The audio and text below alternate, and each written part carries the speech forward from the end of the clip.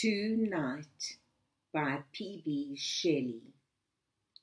Swiftly walk o'er the western wave, spirit of the night. Out of the misty eastern cave, where all the long and lone daylight thou wovest dreams of joy and fear, which make thee terrible and dear. Swift be thy flight. Wrap thy form in a mantle grey, stars inwrought. Blind with thine hair the eyes of day. Kiss her until she be wearied out. Then wander o'er city and sea and land, touching all with thine opiate wand. Come, long sought. When I arose and saw the dawn, I sighed for thee. When light rode high and the dew was gone, and noon lay heavy on flower and tree, and the weary day turned to his rest, lingering like an unloved guest, I sighed for thee. Thy brother Death came and cried, wouldst thou me? Thy sweet child Sleep, the filmy-eyed, murmured like a noontide bee, shall I nestle near thy side? Wouldst thou me? And I replied, no, not thee. Death will come when thou art dead, soon, too soon. Sleep will come when thou art fled. Of neither would I ask the boon I ask of thee, beloved night. Swift be thine approaching flight. Come soon, soon. Welcome. P B Shelley was born in 1792 and he died rather prematurely in 1822 in Lerici in Italy. At school, as in his life, Shelley was a passionate nonconformist. This often got him into trouble. In the winter of 1810-1811, while he was at University College in Oxford, he wrote a paper called The Necessity of Atheism. And then he mailed this to all the bishops and to the heads of the colleges. As you can imagine, this caused quite a stir. When he was summoned, however, he refused to answer the question of whether he had been the author of this work. And as a result, he was expelled from Oxford. Even today, if you take one of those open-top buses, if you're touring around Oxford, they will tell you this story about Shelley and how he was expelled from Oxford. In August of that year, he eloped with 16-year-old Harriet, to the consternation of both sets of parents. But by 1814, the young couple were estranged. And in August of that year, he eloped with Mary Godwin, who was the daughter of his mentor. He had children with both Harriet and Mary, and there were many rumors about his having had illegitimate children as well. Many of the children died either in infancy or in early childhood, as was common at that time.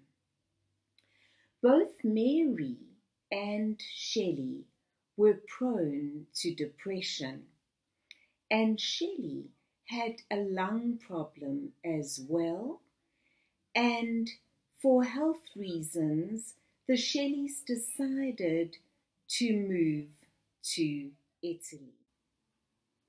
On the 8th of July, 1822, Shelley, Williams, and their boat boy sailed out of Livorno bound for Lerici. Unfortunately, there was a terrible storm at sea, and they were all drowned.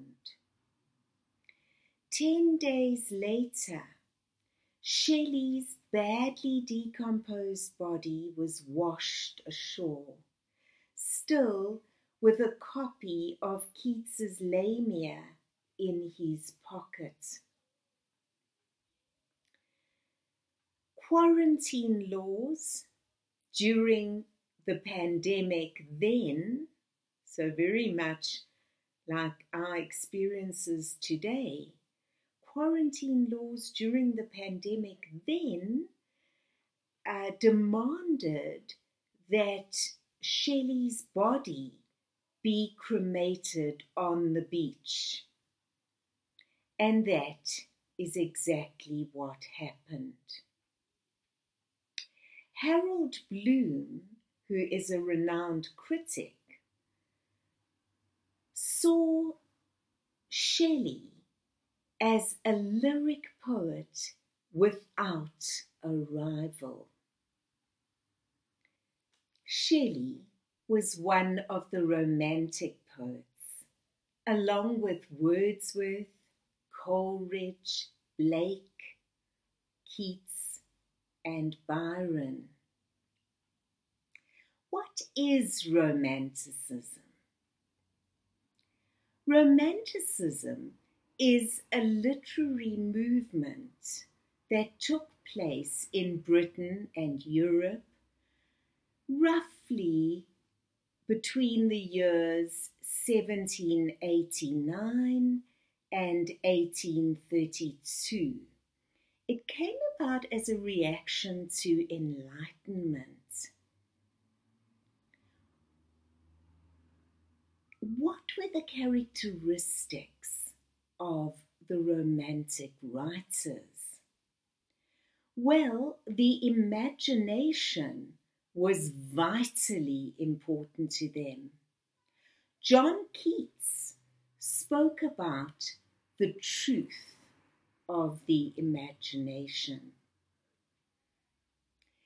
They preferred innovation to tradition, and politically they were influenced by the French Revolution, the American Revolution, and other revolutions as well. Emotions and spontaneity are characteristic of their work. They're sometimes regarded as nature poets, a bit of a misnomer, although in their writing, nature is presented as full of vitality, pulsating with energy. In Wordsworth's poetry, it may be seen as pantheistic to some extent. How is nature presented in Shelley's Two Nights? Let's consider the words of this poem. First of all, the title, Two Nights. It is written specifically for the nights. And of course, it is an ode to the nights. It is an ode, it is a dedication to nights. It is in praise of nights, isn't it? Let's look at the words of the first stanza. Swiftly walk o'er the western wave, spirit of night. Out of the misty eastern cave, where all the long and lone daylight thou wovest dreams of joy and fear, which make thee terrible and dear, swift be thy flight. Such evocative language, isn't it? Let's have a look at those words. It begins with a direct address to night. The personification implicit even in the title continues in the first line with an apostrophe, a direct address to night. Swiftly walk o'er the western wave, spirit of night. So it imagines night walking swiftly over the western wave, the west, where the sun sets. And it personifies the spirit of night. What does night seem to suggest to you? And what does it suggest in this poem? Out of the misty eastern cave, where all the long and lone daylight thou wovest dreams of joy and fear. So he imagines night spending the long and lone daylight. Notice alliteration there, accentuating the length of day. Day is tedious in this poem.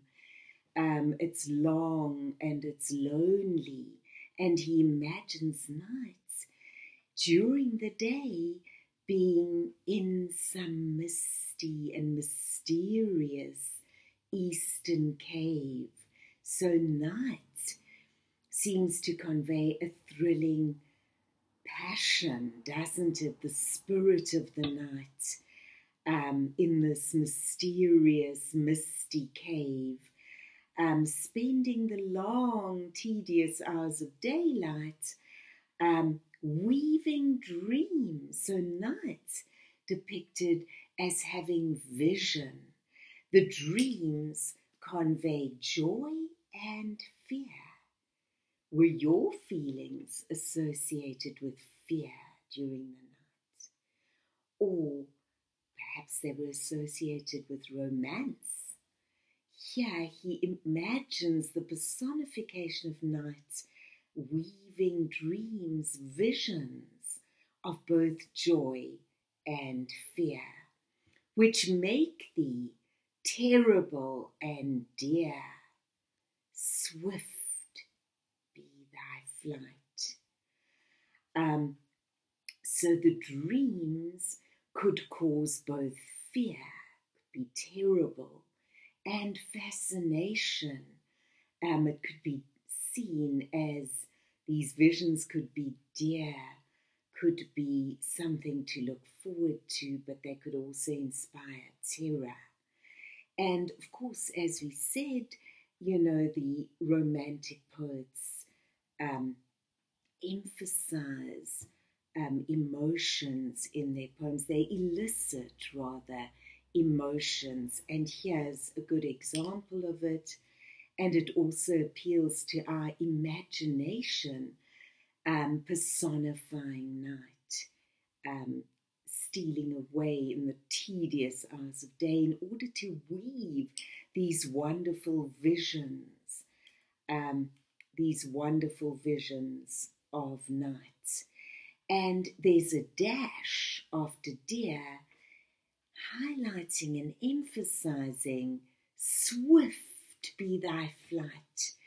And it conveys a sense of longing, doesn't it? Of longing for the night to come. And just look at that rhyme pattern, the end rhyme. The rhyme pattern is A, B, A, B, C, C, and D. And this rhyme pattern is repeated throughout the poem and causes a magical incantation. Let's look at the words of the second stanza. Wrap thy form in a mantle grey, star inwrought, blind with thine hair the eyes of day. Kiss her until she be wearied out, then wander o'er city and sea and land, touching all with thine opiate wand. Come, long sought. So we're presented with this marvelous image of night wrapped in a grey mantle with stars embroidered on it. Isn't it marvelous? And then he says, he wants night to embrace day, to kiss her passionately, blind with thine hair the eyes of day. Kiss her until she be wearied out. To kiss her passionately until she literally swoons, she faints away, thus leaving night as lording it over the earth. Leaving night to wander o'er city and sea and land. Lovely emphasis falling on city, sea and land, lording it over all the earth, touching all with thy opiate wand, able to put all to sleep, to be able to give visions to people, dreams and visions as they sleep. Opiate also referring to opium, which was used even recreationally by many of the Romantic poets. Coleridge falling into this by mistake when he was treated for toothache once. He was given opium. You could buy opium over the counter. So a reference to that. And again a dash, come, long sought. So he longs for night, night, a creative night within the depth of himself, night which will bring him these wonderful images. Let's look at the third stanza. When I arose and saw the dawn, I sighed for thee. When light rode high and dew was gone, and noon lay heavy on flower and tree, and the weary day turned to his rest, lingering like an unloved guest, I sighed for thee.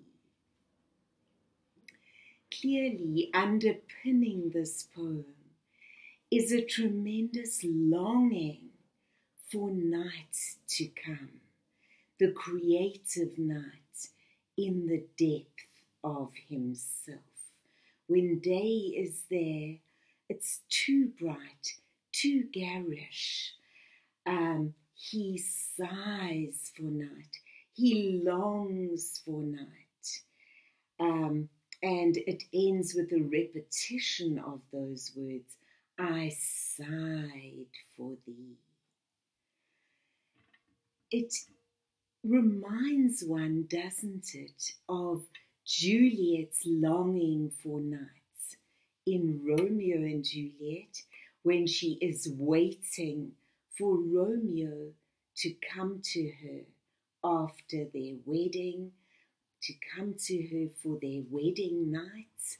Remember those words, come gentle night, come loving black-browed night, give me my Romeo, and when he shall die, take him and cut him out in little stars, and he will make the face of heaven so fine that all the world will be in love with night, and pay no worship to the garish sun, the sun that is garish, too bright, too bold.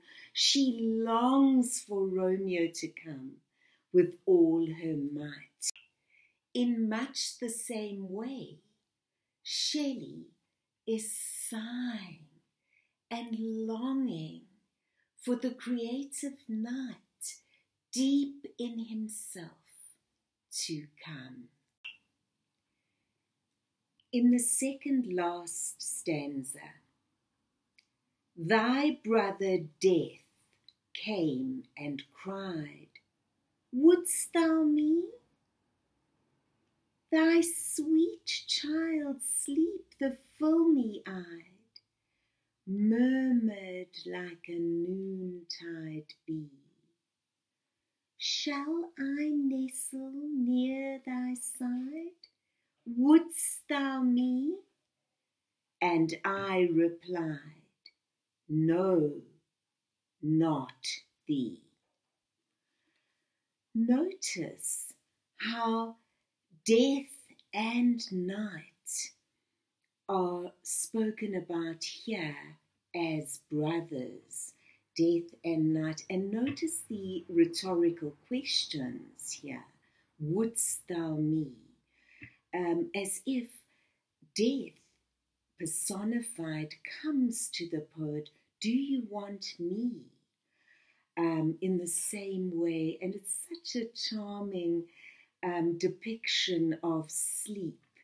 Sleep, the sweet child, sleep, the filmy-eyed, just waking up, filmy-eyed, like a child rubbing its eyes as it wakes, and murmuring. Its words are like the sound of a bee in the middle of the day buzzing. Shall I nestle near thy side? Lots of rhetorical questions. And Shelley deals with these by rejecting death and sleep quite firmly. no, not thee. So at no point in the poem do we see that typically romantic longing for death that we find in some of the poets. In John Keats, for example, Keats longs for easeful death, facing the reality, the horror of dealing with his brother's death. He longs for easeful death. So the Romantics were half in love with easeful death, but at no time in the poem do we see this kind of longing. And Shelley is firm in his rejection of both death and sleep. He doesn't want the darkness of death. He doesn't want to be overcome with sleep as people do. What does he want? Let's look at the last stanza. Death will come when thou art dead. Soon, too soon. Sleep will come when thou art fled. Of neither will I ask the boon I ask of thee, beloved night. Swift be thine approaching flight. Come soon, soon.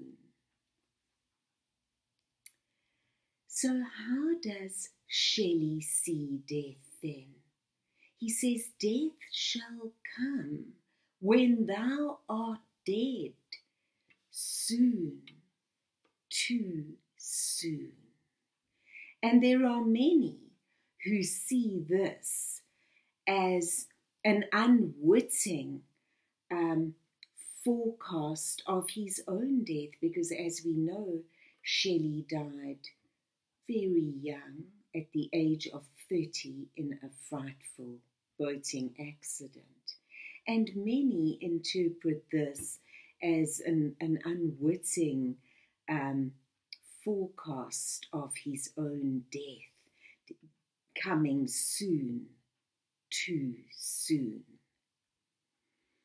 And he rejects sleep as well, and those dashes highlighting both of these. Sleep will come when thou art fled. So when this creative, divine inspiration of night is gone, this night that wells up from deep within him, then sleep will come. He will be exhausted and he will sleep. So how does he see death and sleep? Really as the absence of divine inspiration, the absence of a muse of inspiration, if you like, the absence of inspiration, and as a frightful emptiness, isn't it? Death will come soon, too soon. And remember, he wrote that paper on the necessity of atheism. He sees death as an emptiness, as a frightful loss and emptiness, as being incapable of conceiving, of creating. So for Shelley, this is not what he desires. He says, of neither would I ask the boon, the gift. I ask of thee, beloved night. So he sees death as the absence of inspiration, of divine inspiration. He would not ask the gift of creativity, of death. Swift be thine approaching flight. He ends off his poem once again, longing for night, longing for the night that comes from deep within him, the creative night, that divine inspiration, that life-enhancing night. And he ends off with that divine longing for night to come soon. It is as if Shelley creates his own marvelous myth into the night, isn't it? Depicting the night, the creative spirit deep down inside himself, the spirit that inspires him and that allows him to create his wonderful poems. If you enjoyed this poem and you're enjoying my series of poems that I like to think of in terms of myth and the muse, then please remember to click subscribe and to visit me at my website, PoemsP.B.